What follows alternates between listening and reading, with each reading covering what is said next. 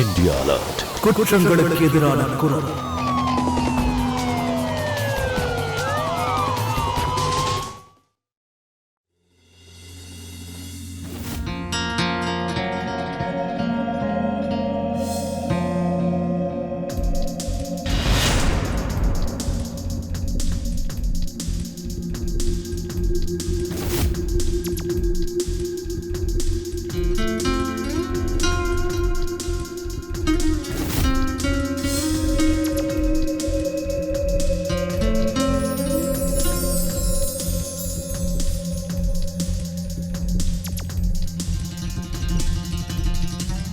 இந்த வீட்ல என்ன நடக்குது?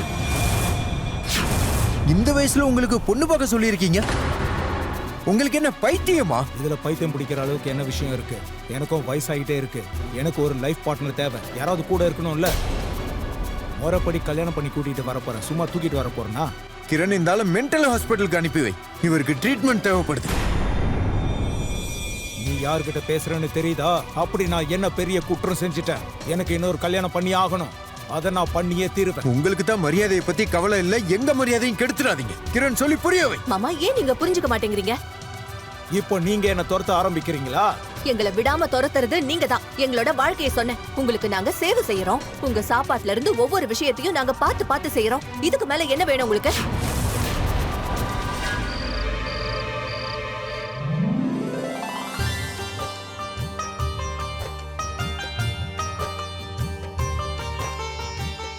ஜியா, பாருமா, காலால கலசத்தை தட்டி விட்டு பிளஸிங் வாங்கிக்கோ.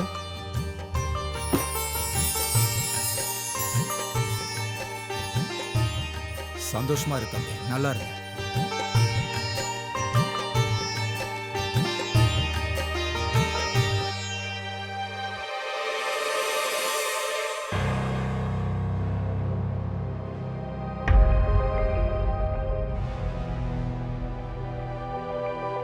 மாமா, உங்க பையனுக்கு கல்யாணம் ஆயிடுச்சு. நீங்க முகத்தை தூக்கி வச்சுட்டு உட்கார்ந்திருக்கீங்க.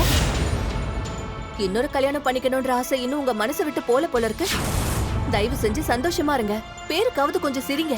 சொந்தக்காரங்களுக்கெல்லாம் தெரியணும்ல உங்க பையனுக்கு எவ்வளவு சந்தோஷமா நீங்க கல்யாணம் பண்ணீங்கன்னு. ஐயா, எனக்கு உங்க வழி நல்லாவே புரியுது. என்னோட புருஷன் சின்ன வயசுல போய் சேர்ந்துட்டாரு. தனிமை ஒரு ஆளை எப்படி போட்டு வாட்டி வதைக்கும்னு என்னை விட யாருக்கும் அதிகமா தெரிய வாய்ப்பு இருக்காது. எனக்கு இன்னொரு விஷயமும் தெரியும். மேடம் இறந்ததுக்கு அப்புறம் நீங்க எவ்வளவு தனிமையா இருக்கீங்கன்னு. ஆனா இவங்க யாருமே உங்க வழியை புரிஞ்சுக்க மாட்டாங்க. சரிங்கய்யா, நீங்க போய் படுத்து தூங்குங்க.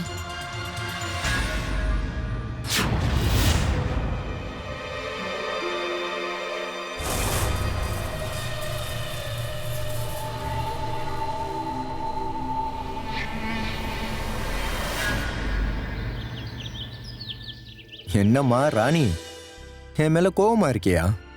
பின்ன கோவப்படாம வேற என்ன பண்ணுவாங்களாம்? நான் என்ன சந்தோஷமாவா இருக்கேன்? கல்யாணம் ஆகி இன்னும் 10 நாள் கூட ஆகல. நீ வேலைக்கு கிளம்பிட்ட. யாராவது இப்படி பண்ணுவாங்களா? அட என்னம்மா நீ, இங்க பாரு. வேலைக்கு போய் தானே ஆகணும். அதை எப்படி செய்யாம இருக்க முடியும்? உனக்கு தெரியுமா நான் எவ்வளவு கஷ்டப்பட்டு இந்த 10 நாள் லீவு வாங்கினேன்னு? சரி, நான் ஒரு வேலை செய்யறேன் பாரு. இந்த ப்ராஜெக்ட் ஸ்டார்ட் ஆனதுமே உடனே நான் 1 மாசத்துக்கான லீவ் எடுத்துட்டு வந்துடுறேன். அதுக்கப்புறம் உன்னை ஹனிமூனுக்கு கூட்டிட்டு போயிடுறேன். போயிட்டு வர்றேன். சரியா? ஜாக்கிரதையாரு. நீங்களும் கவனமா இருங்க.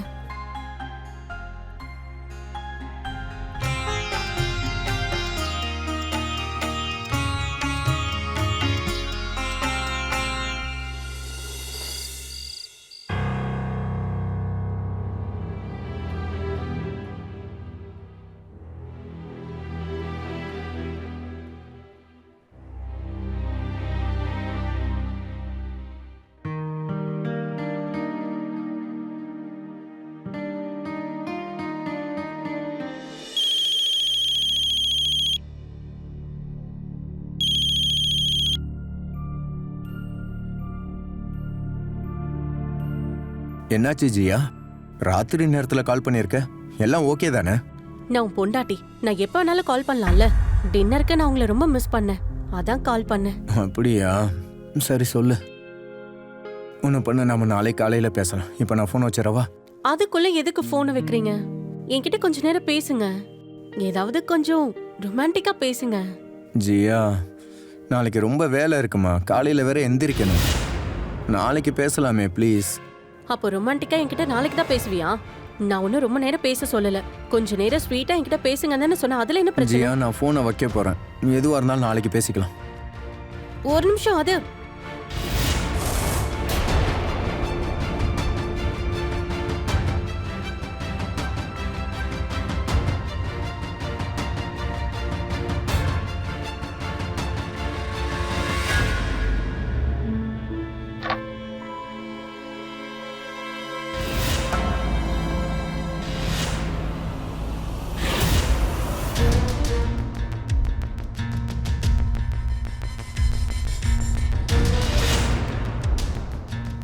இந்த நேரத்துல யாரு முழிச்சிட்டு இருக்காங்க?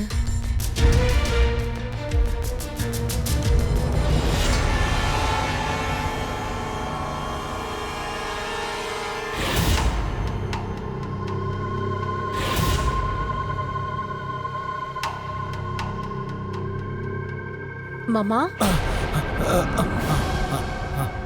என்னாச்சு? நீங்க இன்னுமா முழிச்சிட்டு இருக்கீங்க? அது ஒன்றும் இல்லை, எனக்கு தூக்கம் வரல, அதான். உங்களுக்கு ஏதாவது வேணுமா? இல்லை, ஒன்றும் வேண்டாம், நான் நல்லா இருக்கேன். நீ போமா, நீ தூங்கு. சரிங்க மாமா, நீங்களும் படுத்து தூங்குங்க.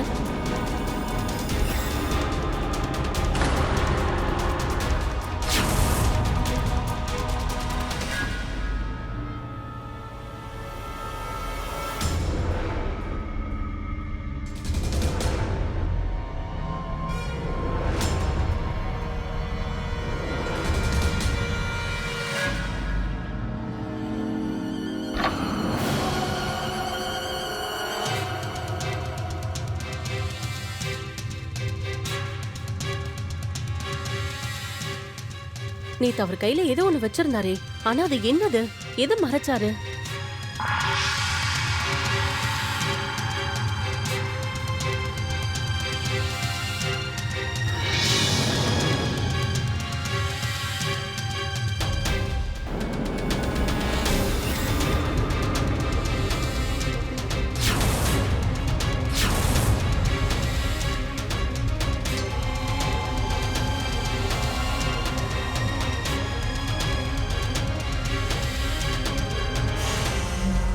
மாமா இந்த விஷயத்துல பெரிய கில்லாடியா இருப்பார் போல இருக்கே. அடேங்கப்பா, பிரமாதம்.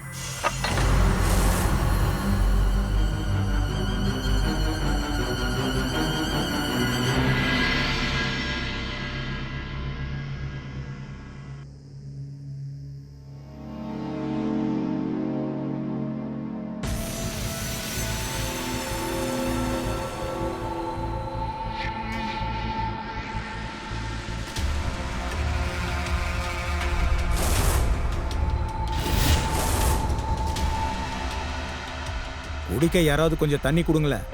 இதோ எடுத்துட்டு வரேன் மாமா.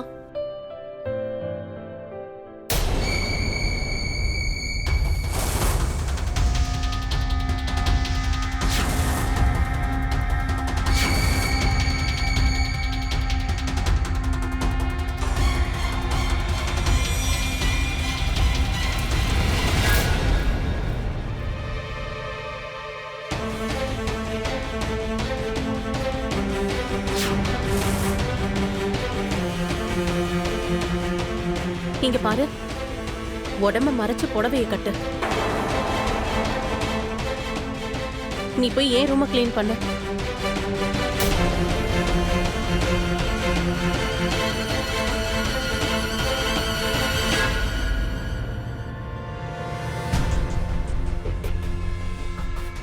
அட என்னாச்சு? அட மாமா, நீங்க நல்லா தானே இருக்கீங்க? நல்லா இருக்கேன். ஒருவேளை உங்களுக்கு எந்த விஷயம் தேவைப்பட்டாலும் சரி, கூச்சப்படாம என்கிட்ட சொல்லுங்க.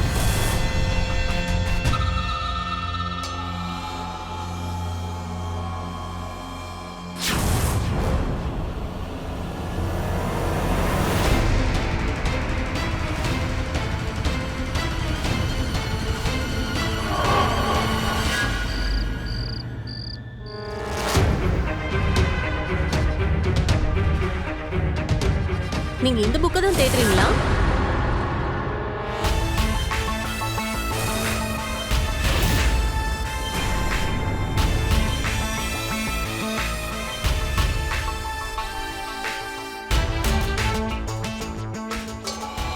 இந்தாங்க உங்களோட மேகசின். மாமா உங்களோட ஃபீலிங்ஸ் எல்லாம் எனக்கு நல்லாவே புரியுது. ஒரு பார்ட்னர் இல்லாம நீங்க தவிக்கிறது எனக்கு நல்லாவே புரியுது. எனக்குன்னு ஒரு புருஷன் இருந்தும் அவன் இப்ப ஏன் கூட இல்ல. மருமகளே,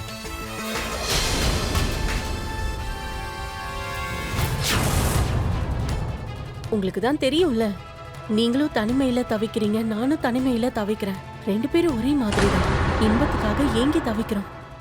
உங்க புள்ளைக்கு எதை பத்தியும் கவலையே இல்லை. அவனை மாதிரி ஒரு ஆளை கல்யாணம் பண்ணி ரொம்ப தப்பு பண்ணிட்டேன். நான் உங்களை மாதிரி ஒரு ஆம்பளை தான் கல்யாணம் பண்ணிருக்கேன். மருமகளே, நீ முதல்ல போமா. ஏன் மாமா, என்ன உங்களுக்கு பிடிக்கலையா? போன்னு சொன்னேன். சரி, இப்ப போறேன். ஆனா இப்ப உங்களுக்கு தேவை மேகசின் இல்ல, உயிரோட்டமா உற்சாகமா இருக்கிற ஒரு பொண்ணோட உடம்பு தான் தேவை.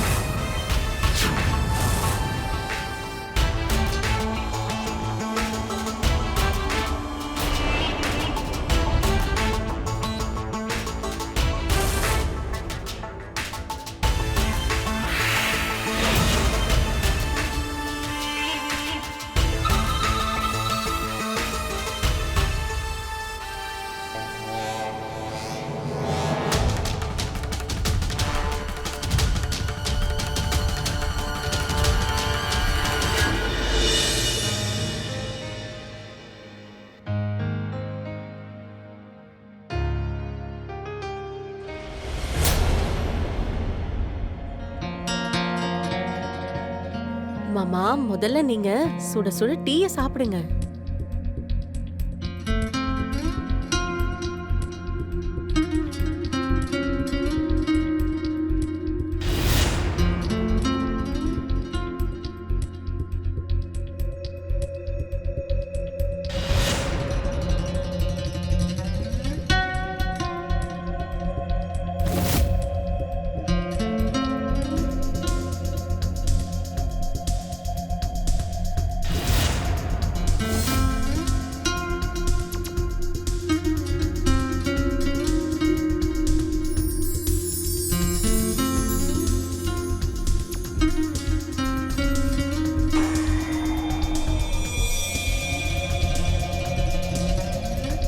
இந்த வீட்ல என்ன நடக்குது? இந்த வயசுல உங்களுக்கு பொண்ணு பார்க்க சொல்லியிருக்கீங்க. உங்களுக்கு என்ன பைத்தியமா? இதுல பைத்தியம் பிடிக்கிற அளவுக்கு என்ன விஷயம் இருக்கு? எனக்கும் வயசாகிட்டே இருக்கு. எனக்கு ஒரு லைஃப் பார்ட்னர் தேவை. யாராவது கூட இருக்கணும்ல. முறைப்படி கல்யாணம் பண்ணி கூட்டிட்டு வரப்போறேன். சும்மா தூக்கிட்டு வர போறேன்னா? கிரண், இருந்தாலும் மென்டல் ஹாஸ்பிட்டலுக்கு அனுப்பி வை. இவருக்கு ட்ரீட்மெண்ட் தேவைப்படுது. நீ யார்கிட்ட பேசுறேன்னு தெரியுதா? அப்படி நான் என்ன பெரிய குற்றம் செஞ்சுட்டேன்? எனக்கு இன்னொரு கல்யாணம் பண்ணி ஆகணும். அதை நான் பண்ணியே தீருவேன். கடைசியா சொல்றேன், உங்களுக்கு தான் மரியாதையை பத்தி கவலை இல்ல. எங்க மரியாதையும் கெடுத்துறாங்க. மாமா, ஏன் நீங்க புரிஞ்சுக்க மாட்டேங்கிறீங்க? இப்போ நீங்க என்ன துரத்த ஆரம்பிக்கிறீங்களா? எங்களை விடாம துரத்துறது நீங்க தான். எங்களோட வாழ்க்கையை சொன்னேன். உங்களுக்கு நாங்க சேவை செய்யறோம். உங்க சாப்பாட்டுல இருந்து ஒவ்வொரு விஷயத்தையும் நாங்க பார்த்து பார்த்து செய்யறோம். இதுக்கு மேல என்ன வேணும் உங்களுக்கு? அண்ணா, அண்ணி, ஒரு தடவை மாமா சொல்ல வர விஷயத்தை கேளுங்க. நீங்க வந்ததுமே இவரை திட்ட ஆரம்பிச்சு. ஜியா, உனக்கு எதுவுமே தெரியாது. இந்த விஷயத்துல நீ பேசாம இருந்தா நல்லா இருக்கும். குழந்தைங்க தப்பு பண்ணாங்கன்னா அப்பா தான் அதை சொல்லி திருத்தணும். ஆனா ஒரு அப்பனே தப்பு பண்ணா எங்க போய் சொல்றது? இங்க பாருங்க மாமா, கொஞ்சம் பொறுமையா யோசிங்க. அதுதான் உங்களுக்கும் எங்களுக்கும் நல்லது. இங்க பாருங்க, கடைசியா சொல்றேன், லாஸ்ட் வார்னிங். இந்த வீட்ல திரும்ப நீங்க சம்பந்தம் அது இதுன்னு பேசுனீங்க, பேசுனா என்ன பண்ணுவ? அப்போ உங்க பிள்ளை செத்துட்டான்னு நினைச்சுக்கோங்க. நான் இந்த வீட்டை விட்டுட்டு வேற எங்கேயாவது போறேன்.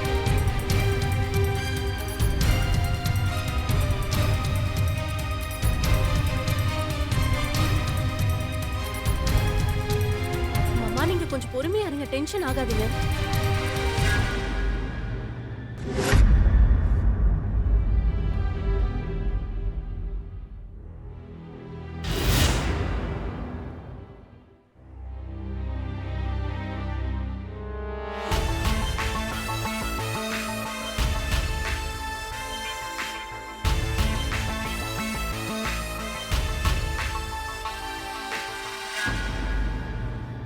இனிமே உங்க வாழ்க்கையிலையும் படுக்கையிலையும் வேற ஒருத்தருக்கு இடம் கொடுக்காதீங்க. இன்னொரு கல்யாணம் பண்ணிக்கணும்ன்ற எண்ணம் இருக்குல்ல, அத மறந்துருங்க. ஆனா எனக்கு தெரியும் உங்களுக்கு ஒரு பார்ட்னர் எந்த அளவுக்கு தேவைப்படுதுன்னு. அதெல்லாம் விட்டு தள்ளுங்க. நான் தான் உங்க கூடவே இருக்கேன்ல. உங்க ஃபீலிங்ஸை ஷேர் பண்றதுக்காக இப்போ உங்களோட ஒவ்வொரு தேவையும் நிறைவேற்ற நான் இருக்கேன்.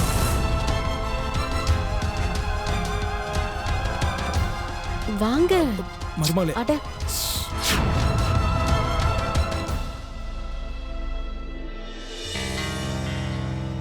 வாங்க, வந்து உட்காருங்க. இப்ப நான் உங்களுக்கு சொர்க்கத்தையே காட்டுறேன் பாருங்க.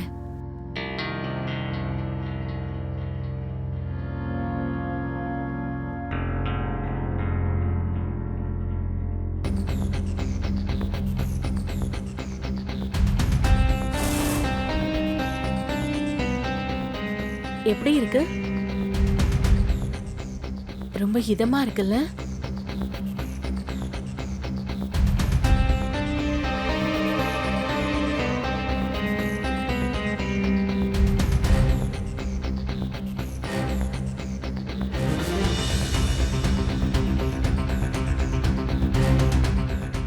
நான் இருக்கிற வரைக்கும் இன்னொரு பொண்ணு உங்களுக்கு தேவையே இல்லை.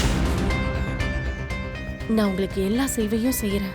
உங்களோட எல்லா ஆசையும் நான் நிறைவேற்றுறேன். நீங்க ஆசைப்பட்டு கேட்கிற எல்லாத்தையும் செய்ய நான் தயாரா இருக்கேன். அதனால என் வாழ்க்கையிலயும் தனிமன்றது ஒண்ணு இல்லாமே போயிடும்.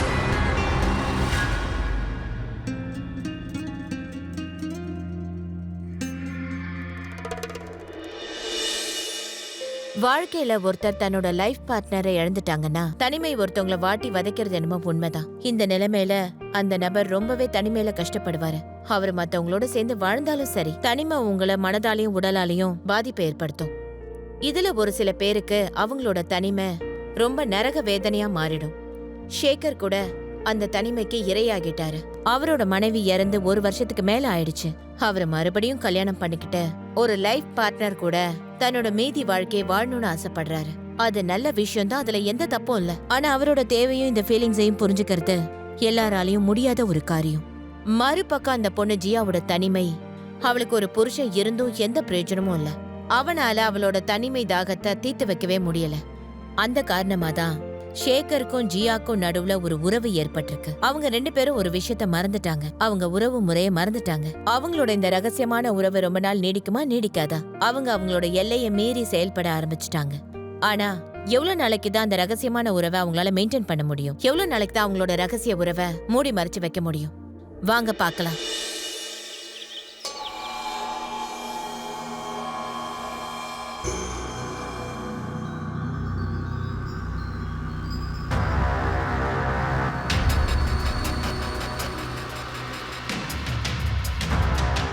ஜியா,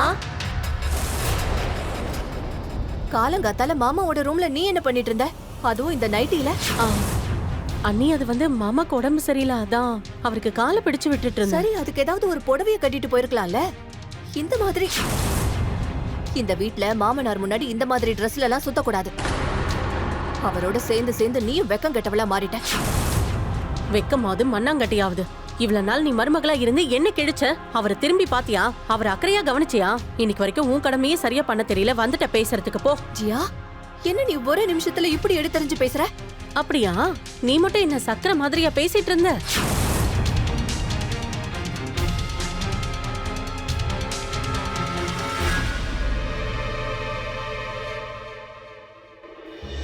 இந்தாங்க சாப்பிடுங்க. போதும் போதும், என் வயிறு ரொம்பிடுச்சு. உங்களுக்கு என் கையால ஊட்டி விட்டாதான் என் மனசு நிறைய போல இருக்கு. அட சாப்பிடுங்க.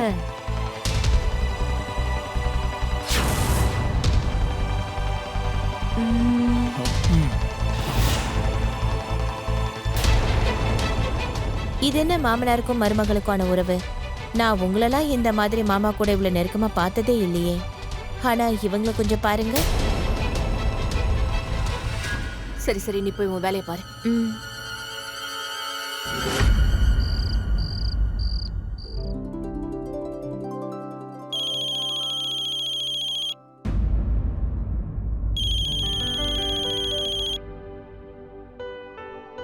ஹேய் டார்லிங், கோவமா இருக்கியா?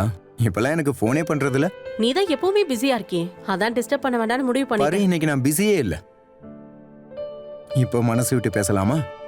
ரொமான்டிக்கா பேசலாமா? இல்ல இல்ல, எனக்கு ரொம்ப பயங்கரமா தூக்கம் வருது. நான் ரொம்ப டயர்டா ஃபீல் பண்றேன். சரி, நான் தூங்க போறேன். நான் நாளைக்கு பேசுறேன். பாய்.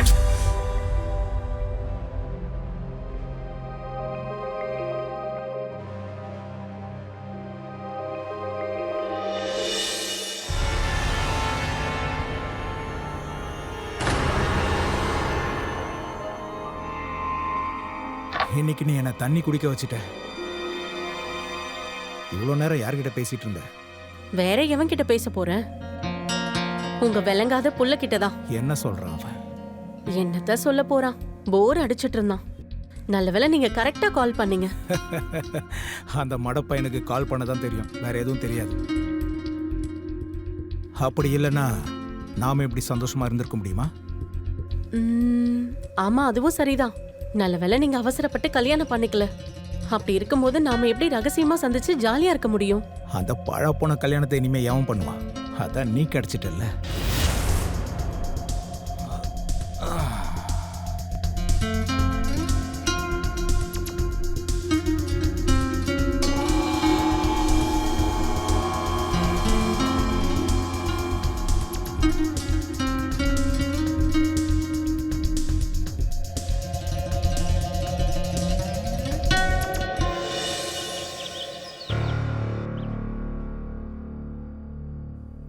இந்த சாப்பாடை யார் செஞ்சா? நான் தான். ஏன் மாமா, என்னாச்சு? ஜியா எங்க? அவ இன்னும் எந்திரிக்கல, தூங்கிட்டு இருக்கா. ஷேனா, அம்மா. போய் ஜியாவை எழுப்பி விடுப்போம். வேணாம் வேணாம் வேணாம் வேணாம். அவ தூங்கி எந்திரிச்சு வந்ததும் எனக்காக ஏதாவது சமைச்சு எடுத்துட்டு வர சொல்லு. இங்க பாருங்க மாமா, கடந்த 3 வருஷமா நீங்க நான் சமைச்ச சாப்பாட்டை தான் சாப்பிட்டுட்டு இருக்கீங்க. இன்னைக்கு திடீர்னு என்னாச்சு மாமா? இப்பெல்லாம் நான் சமைக்கிறது உங்களுக்கு பிடிக்கலையா? அவ சொல்றதும் சரிதான்ப்பா. உங்க அப்பாவை பாத்தீங்களா? அட சரி, விடு போகட்டும். இப்பெல்லாம் எப்போ பார்த்தாலும் ஒரு மூட் அவுட்ல தான் இருக்காரு.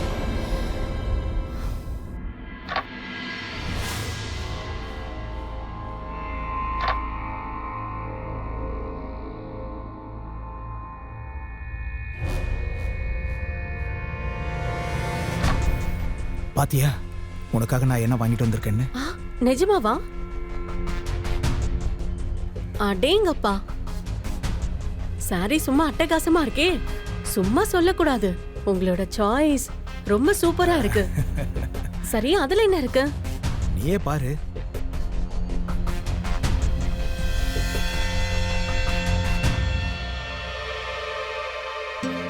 அடேங்கப்பா, இன்னைக்கு நீங்க பயங்கர மூட்ல இருக்கீங்க போல இருக்கு.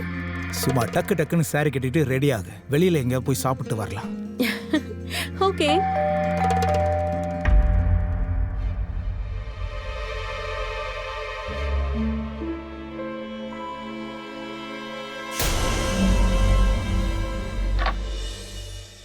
அட அண்ணன், நீங்களா?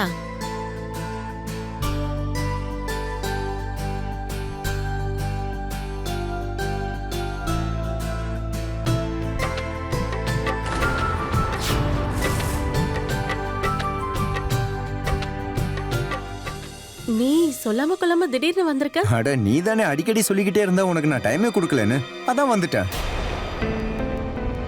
நல்ல வேளை நீ வந்துட்ட. அங்க பாரு, ஜியா உன்னை எவ்வளவு மிஸ் பண்றான்னு. சரிதானே ஜியா? அதனாலதான் அண்ணி நான் ஜியாக்கு இன்னொரு சர்ப்ரைஸ் கொண்டு வந்திருக்கேன். அப்படியா? இந்த நாளைக்கு நாம 3 நாளைக்கான ஹனிமூனுக்கு கிளம்புறோம். ரொம்ப ரிஸ்க் எடுத்து 3 நாளைக்கு லீவ் கேட்டு வாங்கியிருக்கேன். இது ரொம்ப நல்ல விஷயமாச்சே. ஜியா, நீ சீக்கிரமாவே பேக்கிங் வேலையை ஆரம்பிச்சிடு.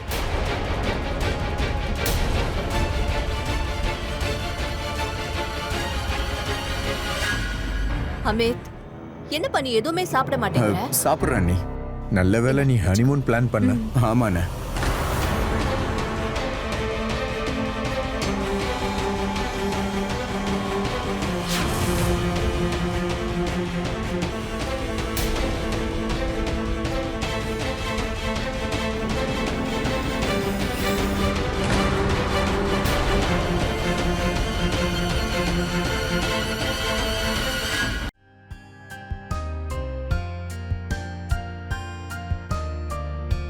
ஐயோ ப்ளீஸ்.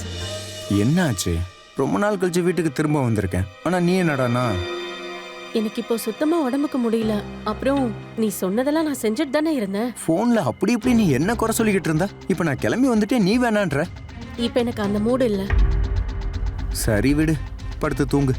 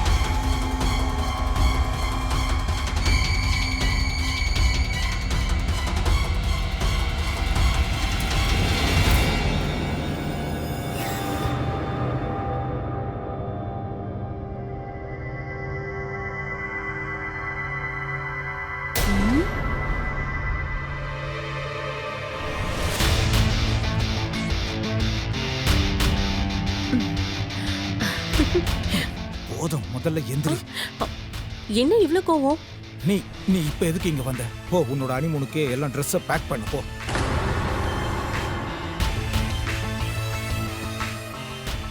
இங்க பாருங்க, நான் உங்களை விட்டுட்டு எங்கேயும் போறதா இல்ல. உண்மையாவா?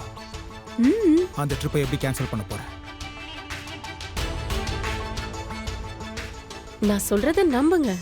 நான் உங்களை விட்டுட்டு அவன மாதிரி டம்மி பீஸ் கூட எங்கேயும் போறதாவே இல்ல.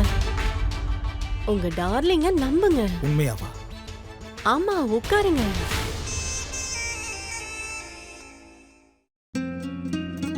உங்க கோவத்தை எப்படி தணிக்கிறேன்னு பாருங்க.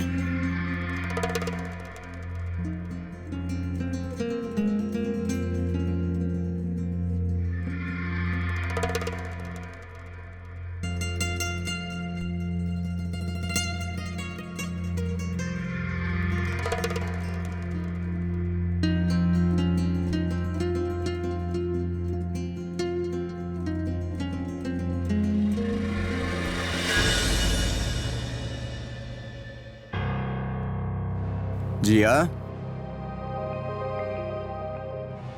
ஜியா எழுந்துரு, லேட் ஆகுது, எழுந்துரு.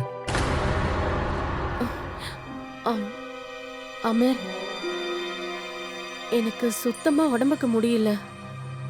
என்னால இப்ப எங்கேயும் வர முடியாது. இங்க பாரு, இப்ப நம்ம ஹில் ஸ்டேஷனுக்கு தான் போறோம். அங்க போனதுமே உன் பிரச்சனை எல்லாம் சரியாயிடும். இப்ப நீ சீக்கிரமா எந்திரிச்சு போய் ரெடி ஆயிட்டு வா. போ, வா, எழுந்துரு, எழுந்துரு. அதான் எனக்கு முடியலன்னு சொல்றேன்ல, நான் எங்கேயும் வரல. உனக்கு ஒரு தடவை சொன்னா புரியாதா? திரும்ப திரும்ப வான்னு சொல்லிட்டே இருக்க.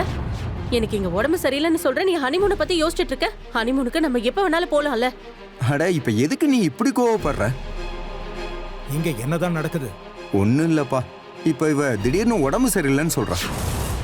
ஏன்பா, மருமகளை நல்லா பாத்துக்க தெரியாத உனக்கு? நீ வர வரைக்கும் அவ நல்லா தான் இருந்தா. அட்லீஸ்ட் இந்த ஒரு வேலையாவது பண்ணு. நீ மருமகளை டிஸ்டர்ப் பண்ணாம ரெஸ்ட் எடுக்க விடு. சரி, ஓகே.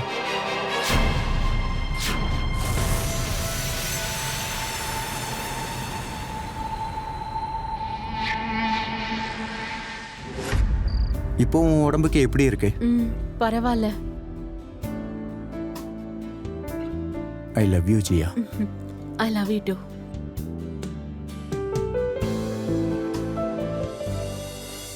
சரி ஜியா, அப்ப நான் கிளம்புறேன்.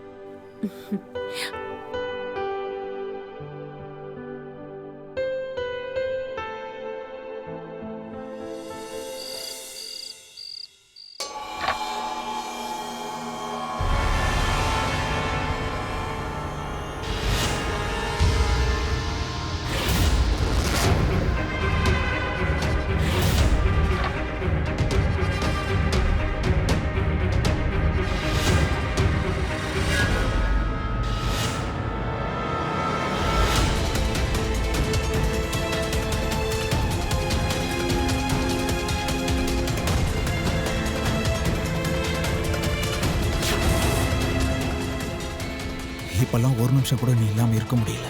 ஆனா இப்போ நம்ம 2 பேரும் யாராலையும் பிரிக்க முடியாது. நந்தி மாதிரி இருந்தவன் கிளம்பிட்டான். நல்ல வேளை அவன் 3 நாள்ல போய் தொலைஞ்சான். அவன் கூடலாம் என்னால 3 நிமிஷம் கூட இருக்கவே முடியல. அது இருக்கட்டும், நேத்து ராத்திரி உங்க 2 பேருக்குள்ள ஏதாவது நடந்துச்சா? ஆமா, நடந்துச்சு. இல்லைன்னா அவனுக்கு சந்தேகம் வந்துரும்ல. இங்க பாருங்க, நம்ம 2 பேரும் ஒண்ணா சேர்ந்து இருக்கணும்னா அவனையும் நான் அப்பப்ப சந்தோஷப்படுத்தி தானே ஆகணும். சரிதான். சரி, அதை விட்டுதல. நீ ரொம்ப டயர்டா இருக்க போல இருக்க. இப்போ உன் டயர்டை நான் போக்குறேன். இரு. எனக்கும் உனக்கு சேவை செய்ய வாய்ப்பு கொடு. இந்த நைட்டில பார்க்க மடிப்பம்சா மாதிரி இருக்க.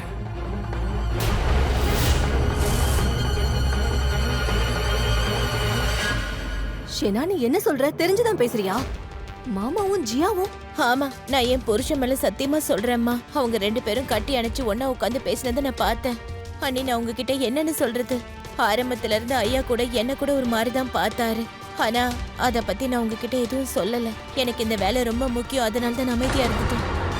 என்னால இதை நம்பவே முடியல. மாமா இவ்ளோ கீழ்த்தரமா நடந்து பாரா என்ன? இதுல இந்த ஜியா வேற, அவளுக்கு கொஞ்சம் கூட வெக்கமே இல்ல. எப்படியாவது இந்த விஷயத்தை ஹிதேஷ் கிட்ட சொல்லியே ஆகணும். இந்த வீட்ல என்ன நடக்குதுன்னே புரியல. இல்ல அண்ணி, அவர் ஒத்துக்க மாட்டாரு. நீங்க அமித் அண்ணன் கிட்ட பேசி பாருங்க. அது எப்படி ஷேனா? அவரை நான் எப்படி நம்ப வைக்கிறது? யாருமே ஒத்துக்க மாட்டாங்க.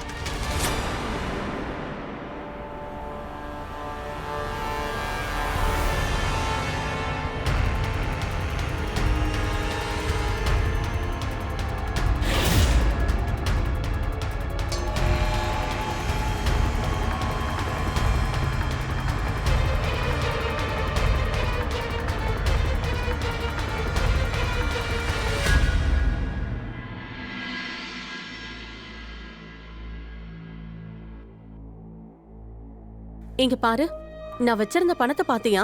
எந்த பணம் அண்ணி? அட, நான் ரூம்குள்ள தான் வச்சிருந்தேன். நீ வேலை செய்யும் போது கூட அந்த பணம் அங்கதான் இருந்தது. நீ பாக்கலையா என்ன? இல்ல அண்ணி, நான் பணம் எதையும் பார்க்கல. அப்படின்னா பணம் எங்க போச்சா? உன்னை தவிர என் ரூம்குள்ள வேற யாரு வந்தா?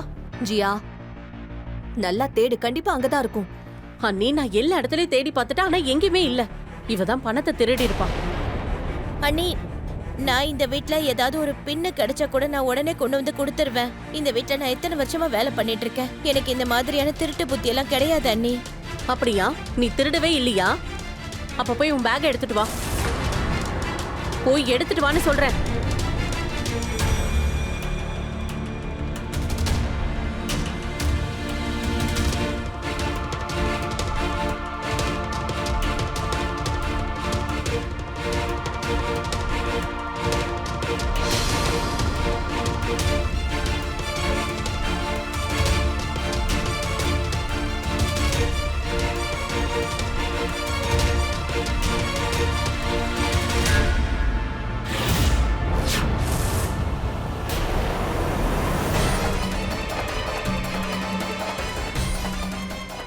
இங்க பாருங்க, இப்பவாது நீங்க நம்புறீங்களா? இல்ல அண்ணி, இவங்க என்ன மாட்டி விட பாக்குறாங்க. நான் நேத்து இவங்களும் ஐயாவும் ஒன்னா இருக்கிறத பாத்துட்டேன், அதனாலதான். அவர் எனக்கு அப்பா மாதிரி. இப்படி எல்லாம் கேவலமா பேச உனக்கு வெக்கமா இல்ல? அதாவது நீ வசமா மாட்டிக்கிட்ட என்னதோ நீ எங்க பேரை கெடுக்க பாக்குறியா? போடி வெளியில. அண்ணி, நீங்க அண்ணி நீ இந்த மாதிரி விஷயத்த பண்ணுவேன்னு எதிர்பார்க்கல. மருமகளே, இவளை வீட்டை விட்டு வெளியே அனுப்பு. போடி வெளியில. அண்ணி, போன்னு என்ன சொல்றல. நம்புங்க அண்ணி, நான் எந்த தப்புமே செய்யலைன்னு நம்புங்க அண்ணி. என்ன விட சொல்லுங்க அண்ணி. அண்ணி,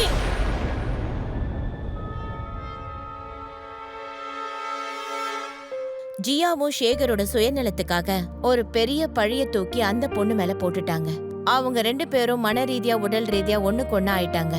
இனிமே அவங்கள பிரிக்கிறதுங்கிறது நடக்காத காரியம். இப்ப அதுக்காக அவங்க யாரையாவது பலி கொடுக்கணும்னு நினைச்சா கூட அவங்க கண்டிப்பா பின்வாங்க மாட்டாங்க. ஷீனா விஷயத்துல கூட அவங்க அப்படிதான் பண்ணிருக்காங்க. அவங்களோட ரகசிய உறவை நிரந்தரமா தக்க வச்சுக்க ஆசைப்படுறாங்க. ஆனா எவ்வளவு நாளைக்கு அவங்களோட இந்த ரகசியமான உறவு என்னைக்காவது வெளியே தெரிய வருமா? இல்ல ஷீனா மாதிரி இன்னும் நிறைய பேர் இதுக்காக பலியாக போறாங்களா? இன்னைக்கு ஒரு வழியா தப்பிச்சிட்டோம். ஆனா திரும்ப நம்ம ஜாக்கிரதையா இருக்கணும். ஹிரனுக்கும் சந்தேகம் வந்துருச்சு. நீ இல்லாம ஒரு நிமிஷம் கூட இருக்க முடியாது. நானும் தான். நீ ஒண்ணு பண்ணு, அவனை விட்டுட்டு வந்துரு. என்ன கல்யாணம் பண்ணு, அவனுக்கு டிவோர்ஸ் கொடுத்துரு. இல்ல, என்னால அப்படி பண்ண முடியாது. என் ஃபேமிலி மெம்பர்ஸ் அதை ஏத்துக்கவே மாட்டாங்க. அப்புறம் இங்க நம்ம ஒன்னா தானே இருக்கோம். நாம வேற வீட்ல ஒன்னா சந்தோஷமா இருக்கலாம். அவனை விட்டுட்டு வந்துரு. உன்னை அவன் கூட சேர்த்து பார்க்கும் போதெல்லாம் என்னோட ரத்தம் கொதிக்குது. புரிஞ்சுக்கோங்க, நம்ம இதே வீட்ல இந்த மாதிரி நிம்மதியா சந்தோஷமா இருக்கலாம். அப்புறம் நான் தான் உங்க பக்கத்துல தானே இருக்கேன்.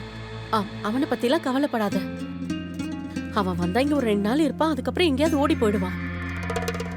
இப்போ அவனுக்கு சந்தேகம் வராம இருந்தாதான் நம்ம 2 பேரும் சந்தோஷமா இருக்க முடியும்ல.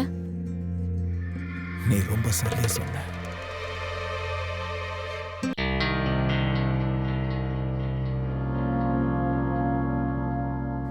அட, என்ன காரியம் பண்றீங்க? கருப்பு கரை பற்ற போது.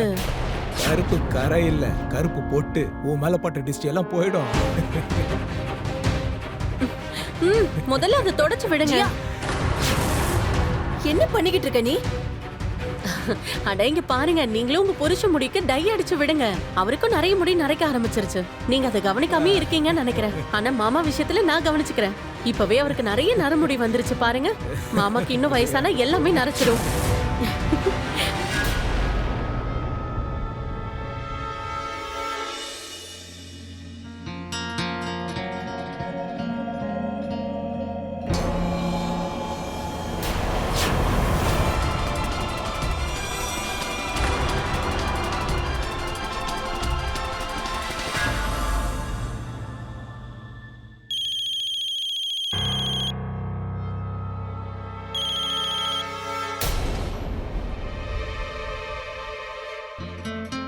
அந்த லூசு பையனோட ஹனிமூன் கனவு என்னைக்குமே நிஜமாகாது.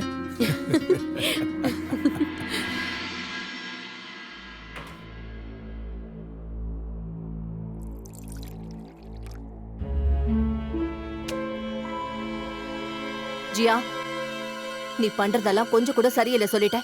உனக்கும் மாமாவுக்கும் நடுவுல என்ன நடக்குதுன்னு எனக்கு நல்லா தெரியும். வெக்கமா இல்ல உனக்கு? நீ உன் வேலையை மட்டும் பாத்துக்கிட்டு போயிட்டே இரு. இல்லனா உன் புருஷனும் இதே மாதிரி மாட்டிக்கிட்டு இருப்பான். என்னால மாமாவையே மயக்கி முந்தானையில கட்டி போட முடியும்னா உன் புருஷனை என்னால வளைச்சு போட முடியாதா என்ன? ஜியா, ஏதோ வந்துட்டேன் மாமா.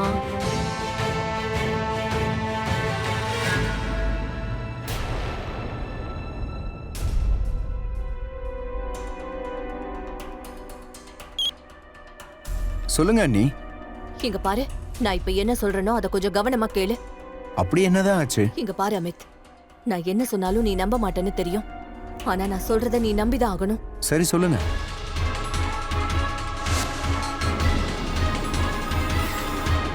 ஜியா, காலங்காத்தால மாமாவோட ரூம்ல நீ என்ன பண்ணிட்டு இருந்த? அதுவும் இந்த நைட்டில?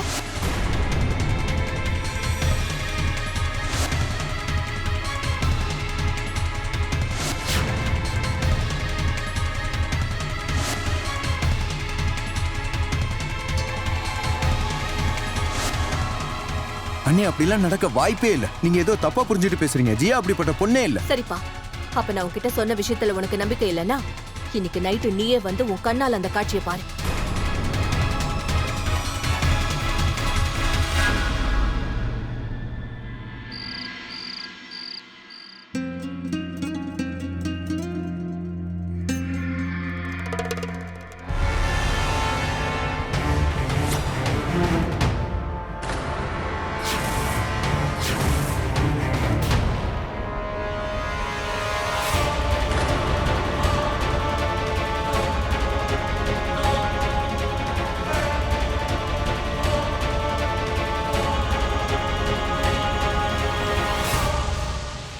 அண்ணி என்கிட்ட சொன்னாங்க, ஆனா அதை நான் நம்பவே இல்லை. என்னோட அப்பாவுக்கும் ஜியாவுக்கும் ஏதோ ரகசிய உறவு இருக்குன்னு சொன்னாங்க. அதான் வந்துட்டு இந்த தப்ப நிரூபிக்க வந்தேன். யாருப்பா, நான் சொல்றத கேளு. தயவு செய்து எதுவும் பேசாதீங்க. உங்க வாயால என்ன புள்ளன்னு கூப்பிடாதீங்க. புள்ளன்னு சொல்லிட்டு புள்ளையோட பொண்டாட்டி கூட சேர்ந்து சீ. அட, அவ 3வது மனுஷி. நேத்து தான் கல்யாணம் பண்ணி வீட்டுக்கு வந்தான். ஆனா நீங்க தானே என்ன பெத்து ஆளாக்குனீங்க. என் விஷயத்துல எப்படி நீங்க இப்படி ஒரு காரியத்தை செஞ்சீங்க? இதெல்லாம் பார்த்துட்டு எந்த பிள்ளையாவது அப்பனை நம்புவானா? அந்த அளவுக்கு கேவலமான கீழ்த்தரமான காரியத்தை நீங்க செஞ்சிருக்கீங்க. 2 நிமிஷம் முன்னாடி வரைக்கும் உங்களை கடவுளா நம்பினேன், பெருமையா நினைச்சிட்டு இருந்தேன். ஆனா நீங்க பெத்த பிள்ளைக்கு இவ்வளவு பெரிய நம்பிக்கை துரோகம் பண்ணிட்டீங்கல்ல. உங்களுக்கு விருப்பம் இருந்தா நீங்க தாராளமா இன்னொரு கல்யாணம் பண்ணிக்கோங்க. அத சொன்னதுக்கு தான் வீட்டாளுங்க எல்லாரும் முடியாதுன்னு சொன்னீங்கல்ல. அதனால நீங்க ஏன் பொண்டாட்டிய உங்க பொண்டாட்டிய ஆக்கிக்கிட்டீங்களா? இல்ல, நான் அவளை விரும்புறேன், அவ்வளவுதான். அவளும் உன் கூட சந்தோஷமா இல்லல. அவளை விட்டுரு. நீ அவளுக்கு டிவோர்ஸ் கொடுத்துரு, நான் கல்யாணம் பண்ணிக்கிறேன். கொஞ்சமாவது அட உனக்குலாம் கொஞ்சமாவது வெக்கமானோ சூடு சொரணன்னு ஏதாவது இருக்கா? உங்களுக்குள்ள இருக்கிற இந்த உறவு முறை தவறுன உறவு. உங்க பிள்ளையோட பொண்டாட்டி உங்களுக்கு மருமக. முறை தவறுன்னு தானே? அப்ப நீ அவளை விட்டுட்டு போ. நானாவது இவளை கல்யாணம் பண்ணிக்கிட்டு சந்தோஷமா இருக்கேன். வயசான காலத்துல எனக்கு ஒரு துணை வேணும்ல. நீ இன்னொரு பொண்ணை பார்த்து கல்யாணம் பண்ணிக்க. நீ எதுக்காக கவலைப்பட்டுக்கிட்டு இருக்க? ஐயோ வேண்டாம். தப்பு பண்ணி தொலைச்சிட்டீங்க.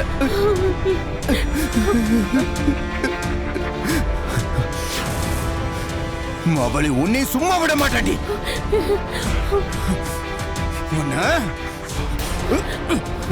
அண்ணா என்ன விடு, கேளு என்ன விடு, வேணாம் விடு. டேய்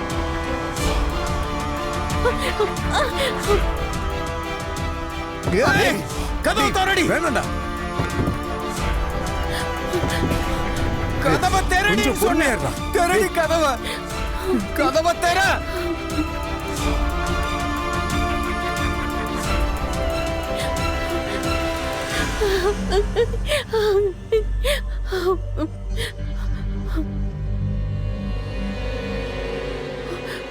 ஹலோ போலீஸ்.